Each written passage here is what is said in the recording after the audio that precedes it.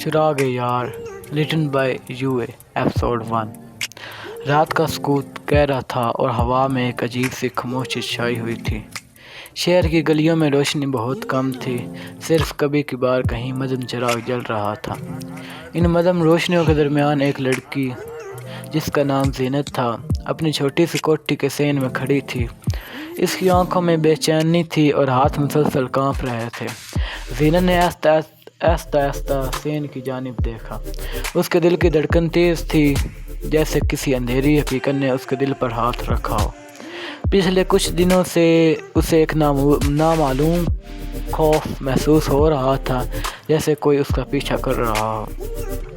اسی لمحے دروازے کی جھنکار کی آواز آئی۔ زینت کی آنکھیں بڑی ہو گئی اور اس کا دل دہل گیا۔ آواز قریب سے آ رہی تھی اور قدموں کی چاپ صحن کی سردی میں گونج رہی تھی۔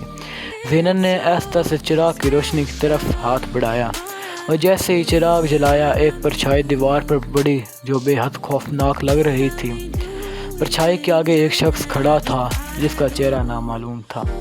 زینت نے زور سے چیخ ماری، لیکن اس کے منہ سے صرف سانس کی دھوئیں نکل رہی تھی۔ وہ شخص آہستہ آہستہ اس کے قریب آیا، لیکن جیسے ہی وہ قریب پہنچا، اچانک ایک تیز روشنی صحن میں چمکی اور وہ شخص غائب ہو گیا۔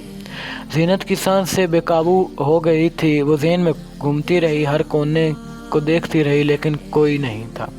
اچانک اسے یاد آیا کہ چراغ کے ساتھ ایک پرانا خط بھی تھا جو اس کے والد نے کئی سال پہلے لکھا تھا۔ وہ تیزی سے کوٹھی کے اندر گئی، خط تلاش کیا اور اس کے ہاتھ کانپ رہے تھے۔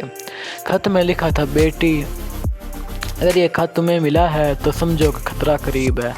تمہیں ایک ایسے راز کا سامنا کرنا ہے جو ہمارے خاندان کے لیے ہمیشہ سے خطرناک رہا ہے۔ کبھی بھی کسی پر بھروسہ نہ کرنا، صرف چراغ کی روشنی پر یقین رکھو۔ زینت نے خط کو مضبوطی سے پکڑا، لیکن دل میں مزید خوف بڑھ گیا۔ باہر کی گلیوں میں دوبارہ وہی پرچھائی نمودار ہوئی اور زینت نے محسوس کیا کہ اس کی زندگی کبھی پہلے جیسی نہیں رہے گی۔ اگلے دن زینت نے فیصلہ کیا کہ وہ شہر کی سب سے پرانی لائبریری جائے گی، کیونکہ وہاں اس